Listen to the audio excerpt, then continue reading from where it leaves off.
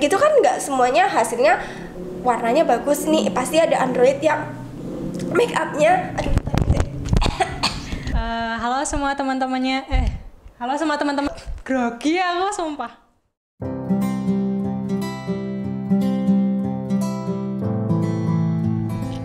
Halo, assalamualaikum warahmatullahi wabarakatuh.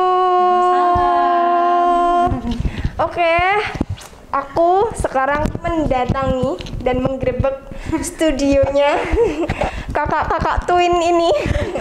Kakak twin.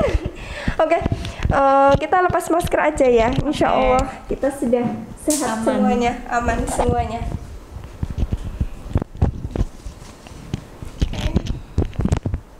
Halo, selamat datang di podcast pertama saya. Oke. Jadi ini yang pertama ya? Pertama banget ya? Pertama banget, spesial banget. Aduh. Karena twins ya. Dan yang memperawani podcast saya pertama sekali. Oke, sebelumnya boleh ya kita coba untuk perkenalan diri dulu. Monggo silahkan dari kakak dulu, mungkin siapa ini kakaknya? Kakaknya ini, tapi lahirnya duluan dia. Oke, dibalik. Oke, monggo silahkan perkenalkan dulu. Halo teman-teman semuanya, nama aku Dewi Ayu Anggreni. Biasa dipanggil Dewi Ayuyono, tapi bisa dipanggil juga Dewi. Umur aku 22 tahun. Dan ini silahkan kembaranku. Halo, nama aku Diayu Pramesti, tapi biasa nama panggungnya Dayu Pramesti, biasa dipanggil Dia, atau kalau di kampus biasanya dipanggil Dayu. Oke, berarti yang satu ini Kak Dewi, yang satu Dia aja. Oke, berarti pakai Dia aja gitu. Dia aja. Oke aja. Oke, boleh perkenalkan lagi Kak Dewi ini sebagai apa? Terus kemudian Kak Dia juga sebagai apa? Jadi saya mengaku ya, bukan mengaku ya, tapi sudah berprofesi menjadi makeup artist selama kurang lebih 2,5 tahun mungkin. Jadi udah benar-benar profesi sih Mbak, bukan yang udah freelance gitu, bukan, tapi udah jadi profesi karena udah nggak kuliah gitu. Oke. Kalau aku sebagai apa ya?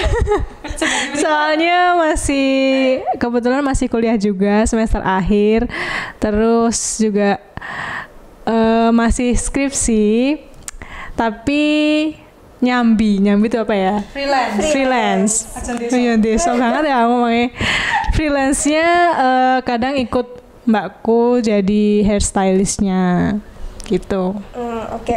Jadi mbakku pegang make up, aku pegang yang hairdo. Nah, kalian boleh dong menceritakan kembarnya kalian itu seperti apa? Boleh digambarkan, kembar identik atau seperti apa dan lain-lain, itu boleh tuh. Dari aku dulu ya? Ya. Sebenarnya kalau identik sih sekarang kayak udah nggak terlalu identik ya Mbak. Mungkin dari segi fashion, terus dari segi kayak cara merawat diri itu udah beda, sama nggak yang kayak dulu kayak sama harus baju sama semua, terus apa semua gitu. Cuman mungkin menurut aku pribadi ya, orang-orang tuh masih masih kraket tuh apa sih bahasa Indonesianya? Masih melekat dengan image kita yang sama gitu. Jadi kita even pakai masker pun orang masih kayak mikir kita tuh sama mukanya gitu. Padahal kita udah bentuk jilbabnya juga udah beda, udah berusaha gitu, terus sampai kayak image si kembar itu masih sangat melekat gitu.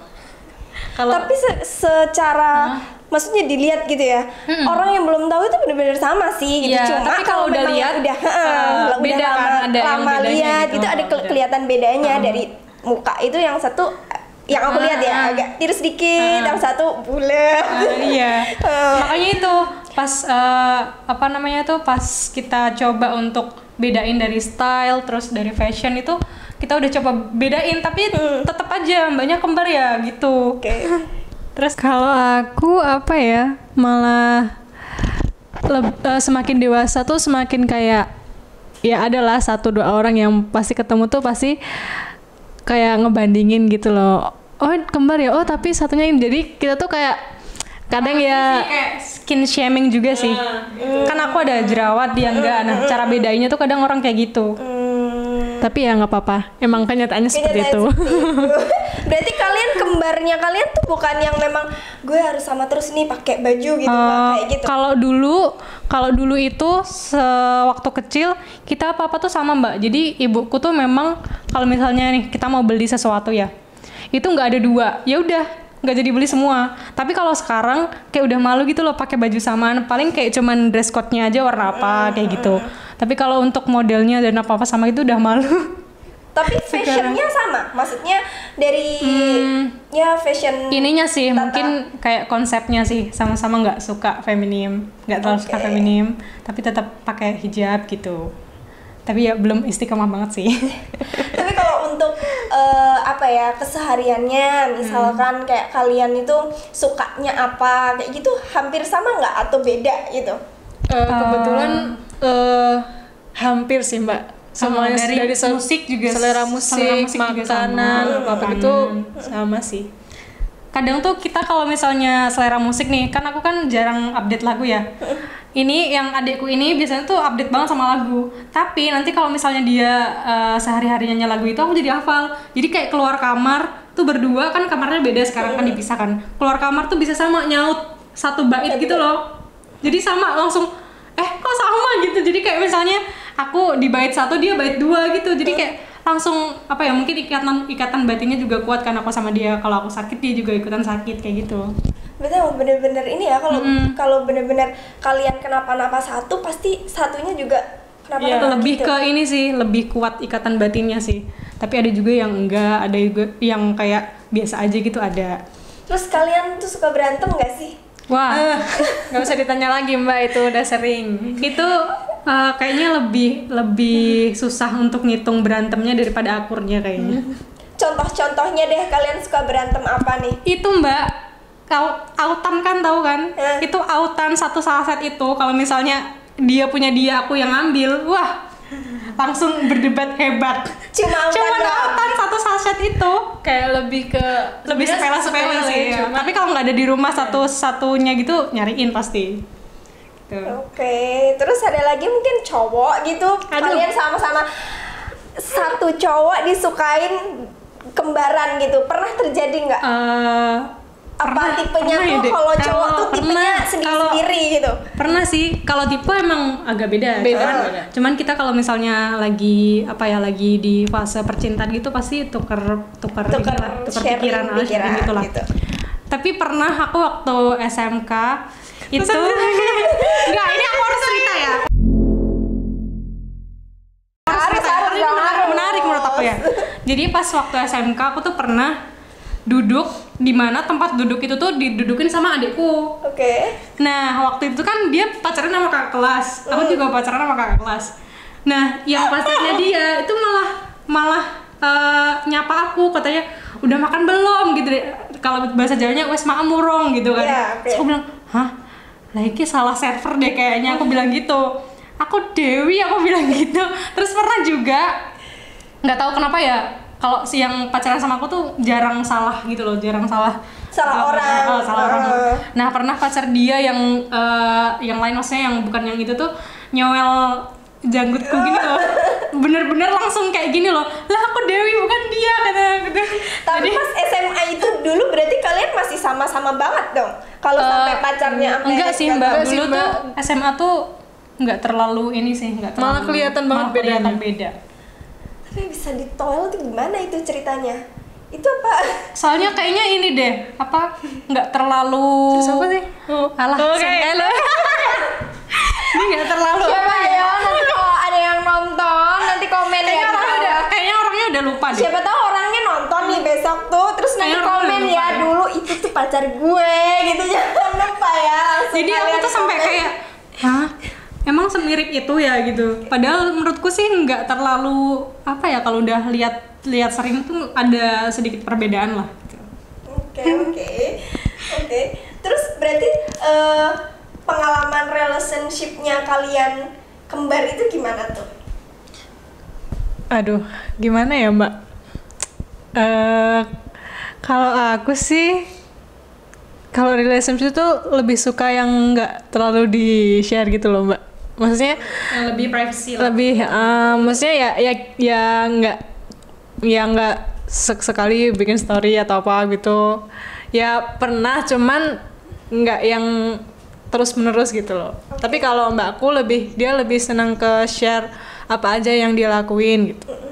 Bedanya itu sih. Pernah berantem karena satu cowok gitu nggak? Nggak pernah sih, karena apa ya, seleranya juga beda sih mbak. Tapi kalau deket sama satu cowok, misal abis deket sama aku terus dia deketin mbakku tuh pernah malah. Beberapa kali malah gitu. Emang nggak tahu diri ya cowoknya. Oh iya, saudara. Kalau gue nggak dapet yang ini aja nggak apa-apa deh. Mukanya juga sama gitu. Mungkin gitu ya. Pernah sih kayak gitu, udah beberapa kali sih. Oke, baik, unik juga sih ya. Terus sampai kalian tuh bisa titik kerja bareng menjadi MUA dan menjadi hairstylist itu gimana nih ceritanya? Jadi ceritanya dulu itu emang nggak terlalu ini sih mbak, nggak terlalu terobsesi banget sama dunia makeup artist atau beauty gitu. Jadi pertamanya aku tuh kan pernah kuliah di salah satu institut di Yogyakarta.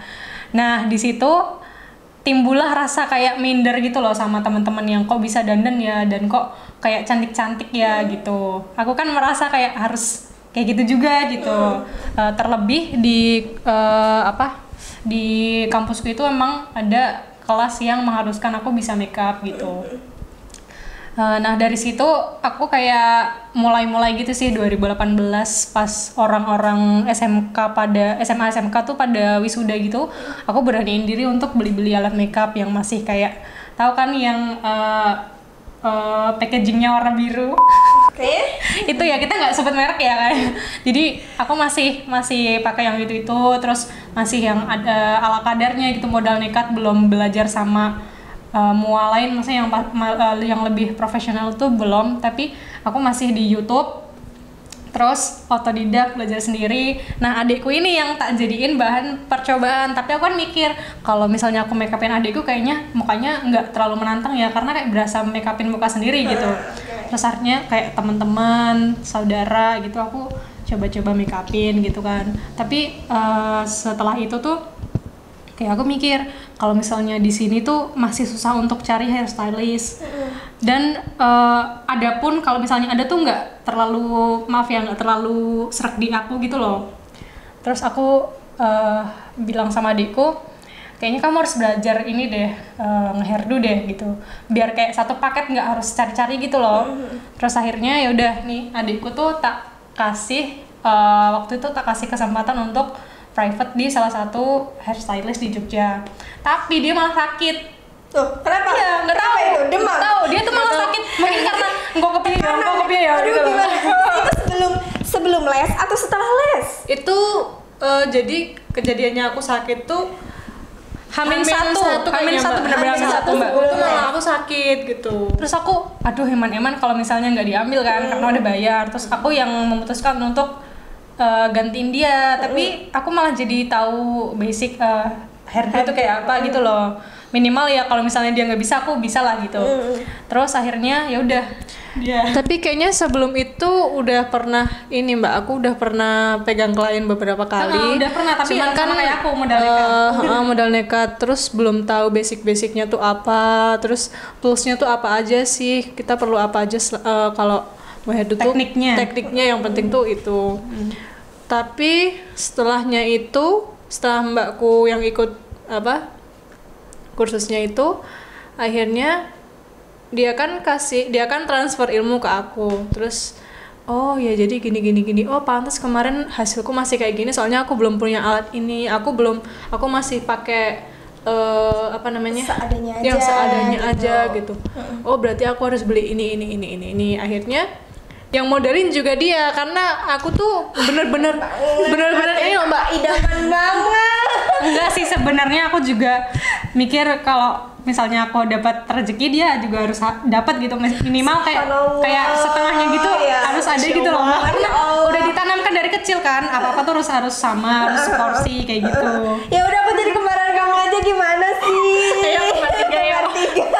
Jadi emang dari dulu tuh emang udah diajarin sama ibuku harus berbagi rezeki sama saudara gitu.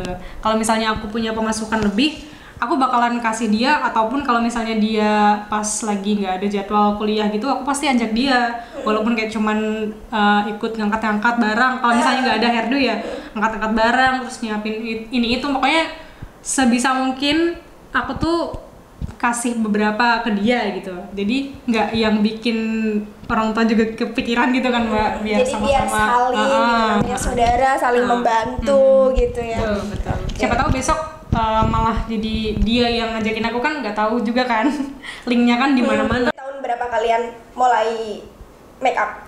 Kalau aku dari 2018, tapi kalau adikku lebih lebih intens ke dunia hairstylist itu 2019 ya dia. 2019 Iya, tuh 2019 udah mulai masih pegang klien wisuda gitu-gitu. Pegang klien wisuda gitu. Dari 2018 itu kira-kira sudah berapa banyak klien yang sudah dipegang? Iya, terus itu mulai gini-gini loh. Kan kalau 2018 itu baru masuk kuliah ya pada waktu itu ya. 2017 udah lulus masuk kuliah, terus aku kan berhenti di semester 5. Terus pegang klien itu di wisuda anak 2018. Tapi itu masih kayak reguler gitu sih Mbak, belum yang wedding. Aku tuh pas 2019 plus 5 bulan plus setengah tahun tuh aku baru pegang wedding, karena menurut aku wedding tuh kan tanggung jawabnya besar ya. Betul. Jadi aku memutuskan untuk private dulu ke mua yang lebih pro, terus aku ngulik-ngulik sendiri nih, terus aku coba-coba ke model dulu. Intinya kayak cari tekniknya dulu lah, senyamannya aku gimana, baru aku bisa pegang wedding gitu. Nggak yang langsung, kan banyak tuh yang sekarang baru muncul terus langsung pegang wedding. Aku sih nggak yang model kayak gitu ya, karena aku masih tahu tanggung jawabnya wedding tuh sangat besar sekali. Karena itu momen gitu, dan sekali seumur hidup. Kalau untuk dekoratif makeup, menurut aku selera orang beda-beda ya. Jadi kayak alisnya mungkin ada yang abu, ada yang coklat, ada yang hitam, itu beda-beda dan bisa menyesuaikan sama request klien aja. Tapi kalau menurut aku lebih ke yang tekniknya bener atau enggak, terus kayak awetnya itu bisa tahan berapa lama, terus klien puas atau enggak, terus bisa kelihatan cantik atau enggak. Karena menurut aku desain itu nggak ada yang jelek, nggak ada yang saling oh kamu kayaknya kurang gini deh, boleh kayak gitu sharing, tapi menurut aku kayak tidak ngejudge itu jelek ya, karena gitu. Kan ada porsinya masing-masing. Itu kan nggak bisa dibilang baik dan buruk. Estetika kan indah, tapi indahnya seperti apa itu kan relatif gitu. Gitu. Oke, terus berarti misalnya nih kalian 1 tahun dulu nih jalan reguler dulu, ada satu tahun reguler dulu atau setengah tahun kalian reguler? Malah 1,5 tahun aku Mbak. 1,5 tahun reguler, tapi udah mulai pegang kayak engagement. Terus kalau di sini tuh ada yang H-1 Midodareni itu aku udah pegang. Tapi kalau yang untuk real kayak akad untuk yang benar-benar sakral gitu aku belum berani waktu itu ya. Tapi kalau sekarang sih alhamdulillah udah berani. Oke. Terus apa sih pengalaman dari kalian berproses dari awal sampai sekarang? Up and down-nya kalian menjadi MUA yang dari bener-bener nol gitu. Berarti kalian udah jalan 2 tahun ya? Iya. Bener ya? 2 tahun ya? 2 tahun setengah. Gimana tuh? Up and down-nya? Kalau aku up and down-nya apa ya? Lebih ke ini sih Mbak. Adrenalinnya kuliah sambil freelance sih kalau aku. Jadi dulu tuh pernah kalau ada dosen yang nonton aku malu. Maaf ya Bapak dosen, Ibu dosen. Jadi dulu pernah bahkan hampir sering tuh aku kayak skip kelas gitu loh. Jadi memanfaatkan 3 kali absen tuh biasanya buat itu. Buat ngejob. Iya, buat ngejob. Terus kayak apa ya? Ya ada lah, mesti kuliah selama hampir 4 tahun tuh pasti ada ilmu yang masuk. Tapi kayak aku tuh lebih lebih mencintai profesiku yang saat ini gitu loh, freelanceku saat ini gitu. Kalau aku lebih up and down-nya lebih ke situ sih, kayak bagi waktu dari kuliah sambil freelance tuh ya agak-agak kadang kalau ada tugas gitu temanku belum ngerjain tuh aku ya belum ngerjain gitu loh, jadi nunggu teman gitu. Dulu nih yang belum ngerjain, jadi ya pasti gitu. Tapi dulu aja gitu. Ya untungnya tuh temanku pada ngertiin gitu loh Mbak. Jadi oh iya Dayu sekarang kan udah nyambi kayak gini gitu. Jadi mereka ya paham lah, maksudnya mengerti kalau aku tuh nggak cuman kuliah aja gitu. Kadang juga kalau misal make up lagi sepi nih atau apa, aku freelance-nya kadang jualan online gitu-gitu. Biasa Mbak, kan banyak sekarang kayak mahasiswa goib gitu kan, ada tanda tangannya nggak ada orangnya gitu kan. Oh jadi ini adalah sih kalau aku mahasiswa goib nih. Kalau aku sih lebih ke ini sih Mbak, lebih mending aku nggak masuk sekalian daripada TA, soalnya kalau TA tuh agak deg-degan sih. Mbak, TA cuma masuk cuma tanda tangan doang, terus nggak ada titip absen. Kalau aku mending nggak masuk sekalian daripada, tapi ya pernah sih TA 1-2 kali kalau dosennya. Kayaknya nggak mungkin ya 1-2 kali doang deh kayaknya. Kayaknya tergantung gitu. dosennya soalnya. Not ya, dosen kalau boleh tahu jurusan apa Kak? Aduh, nirit. Jurusannya sangat tidak menjurus dengan hobinya. Tapi perlu diapresiasi ya. Maksudnya kalian itu kan cukup muda ya, umurnya cukup muda. Kalian udah mau untuk berjuang dari 2 tahun yang lalu, yang mungkin orang-orang di umur kalian itu cuma ya udah deh, mungkin ada yang ya udah deh kuliah aja gitu. Sedangkan kalian tuh udah berani untuk memasuki zona, menurut aku zona yang berjuang itu loh. Zona berjuang, oke, aku mau kuliah sambil bekerja. Dan menurut aku itu sangat sulit ya membaginya. Dan kemudian untuk seumuran kalian itu biasanya lagi seneng-senengnya, lagi happy-happynya, seneng-senengnya menghambur-hamburkan uang. Betul, jajan kayak gitu, belum berpikir untuk aduh aku mau nabung deh, mau ini deh, mau itu deh. Sepertinya jarang, walaupun mungkin ada tapi jarang gitu kan. Nah kalian udah bisa sampai segitu tuh, apresiasinya luar biasa banget gitu. Jadi boleh diberikan pesan untuk teman-teman. Waduh. Nah yang mungkin ingin seperti mereka, gimana nih? Kalau aku pribadi sih gini ya Mbak, menurut aku sih di dunia beauty dan di dunia makeup artist itu adalah industri yang nggak akan mati gitu. Jadi kayak pasti ada aja gitu orang yang nikah, orang yang nanti, apalagi kayak kita ya, seumuran kita tuh lagi gold moment gitu. Jadi banyak teman-teman kita yang udah nikah terus, atau yang kakak kelas minimal kayak cuman butuh makeup tuh pasti ada aja gitu. Jadi menurut aku kalau misalnya kalian memang benar-benar mau serius di dunia makeup, emang tantangannya tuh besar. Ngumpulin dari mulai beli satu persatu itu nggak yang habis dalam waktu sesingkat itu gitu. Jadi memang harus step by step sih. Kalau aku menikmati aja untuk prosesnya sendiri. Terus nggak apa-apa kalau misalnya lagi sepi job atau apa, mungkin kayak kita harus digembleng lagi prakteknya, bikin portofolionya. Aku sendiri pun orangnya males banget bikin portofolio. Dan kayak ya udah senyampainya aja gitu. Tapi karena mungkin kalau aku sih mikirnya gini ya Mbak, di dunia makeup tuh ada juga faktor keberuntungan gitu. Jadi kayak keberuntungan kita punya link, punya vendor-vendor gitu kan. Karena kalau misalnya kita juga orangnya saklek atau orangnya nggak bisa ngomong di depan orang-orang, itu juga mempengaruhi di profesi kita sendiri. Jadi kalau misalnya kita punya link kayak misalnya teman-teman vendor dekor atau fotografer, itu biasain untuk ya membangun say hello lah, kayak gitu lah. Jadi kan malah enak kan, maksudnya kalau misalnya mau bikin paket atau apa gitu kan enak. Terus yang kedua, jangan kaget sama nyinyiran orang. Oke, terus kalian sering nyinyirin?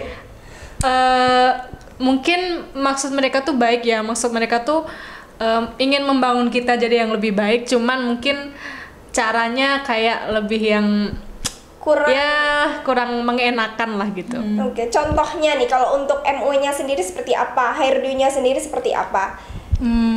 Kalau aku sendiri sih orangnya cuek ya Mbak. Maksudnya cueknya tuh dalam artian nggak terlalu memikirkan omongan orang gitu loh. Nggak yang terlalu overthinking, atau kayak misalnya ada orang yang ngejudge makeup aku, ya udah memang itu yang menurut aku bagus dan menurut klien aku juga puas, kenapa enggak gitu. Tapi kalau misalnya ada orang yang di lapangan itu ngomong-ngomong atau nggak enak gitu lah, tahu kan maksudnya nggak enak tuh kayak nggak bikin kita jadi kayak gitu. Aku cuek aja sih, yang penting aku selesai makeup terus aku juga udah memenuhi tanggung jawab, menurut aku itu udah cukup gitu. Klien aku puas, terus nggak ada lagi yang harus dipanjang lebarkan, kecuali memang aku tuh orangnya nggak suka disentil duluan gitu loh, tapi aku cuek orangnya, nggak terlalu nggak terlalu apa ya tadi aku kurang gini ya kayaknya, tapi aku tetap introspeksi sih. Habis itu kayaknya kemarin aku kurang sopan atau gimana gitu kan, pasti ada aja kan kita kayak terlalu kelewatan juga kan, pernah kan saking serunya untuk ngobrol sama si klien. Kalau yang si adekku ini kan aku nggak teganya tuh, dia belum lama terjun di industri beauty kan, jadi kayak nggak tega kalau ngelepas sendiri gitu loh. Nanti kalau misalnya ada yang komplain nggak apa-apa gitu kan, aku nggak terlalu tega lebih gitu. Ke ini sih Mbak, lebih kayak misal ada yang nyinyirin gitu ya, aku tuh diem tapi mikir juga gitu. Jadi kalau dia lebih ke overthinking. Jadi dia tuh kayak aku. Jadi kalau misalkan ada orang yang ngomong kayak gini tuh udah kayak yang masa kayak gini ya, kenapa ya kayak gitu, dipikirin. Tapi dipikirin tapi cuek gitu loh. Jadi ya gitulah. Kalau Mbak kan lebih cuek, terus dia alah ya wes karemu lah kuwi sing kuwi apa iki aku ya wes karemu aku tuh sampai pernah. Kalau aku tuh lebih kayak yang oh iya gitu loh. Lebih gitu loh Mbak. Jadi overthinking iya, tapi ya cuek aja gitu. Tapi ya mudah-mudahan sih ini sih, mudah-mudahan dari maksudnya kayak cemoohan orang kayak gitu tuh bisa menjadikan kalian lebih baik lagi, membangun lebih baik lagi gitu, bukan untuk memang benar-benar ngedown kan kalian gitu. Mungkin kalau misalkan gak ada orang yang komen mencemooh kalian kan ngerasa kayak gue hebat tinggi terus gitu kan. Mungkin memang itu Allah itu menghadirkan orang-orang seperti itu untuk sentilan kita biar kita tuh menjadi orang yang lebih baik lagi gitu. Curhat mama. Iya mama dede. Kita kayak ini ya, kayak tausiah gitu ya. Betul. betul. Ya mungkin besok saya bisa membuka podcast tausiah spesial Ramadan edition. Mungkin kalau ada Pak Ustadz atau Bu Ustazah yang boleh ngisi, kepikiran kan? Iya benar kepikiran nih. Oke, terus kita lanjut lagi untuk menjadi yang up and down-nya itu. Ini kan yang kedua ya. Ya udah deh, bodo amat sama cemoohan orang, tapi tetap kita introspeksi diri untuk menjadi lebih baik gitu. Terus apa lagi nih Kak selain itu? Kalau aku jangan puas sama hasil yang kita bikin. Anggap aja kalau misalnya kita makeupin orang itu adalah make up terakhir kita dan yang terbaik gitu. Jadi besok kita harus lebih maksimal lagi gitu. Tapi kalau untuk si adekku, ada yang mau disampaikan nggak? Apa ya, yang jelas tetap percaya diri aja sih sama update apa-apa aja sih yang tren saat ini. Tapi jangan terus ngikutin kalau bisa tren orang lain. Kalau bisa kamu menciptakan tren kamu sendiri gitu. Itu aja sih kalau aku. Sombong loh dia ngomongnya kayak gini. Sumpah. Ya mungkin karena ada kakaknya langsung cling gitu ya.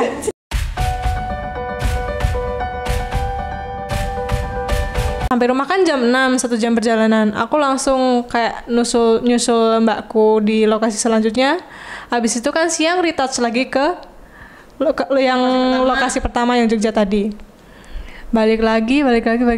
Jadi sehari itu aku bolak-balik Jogja tuh sampai 4 kali Pak ya. PP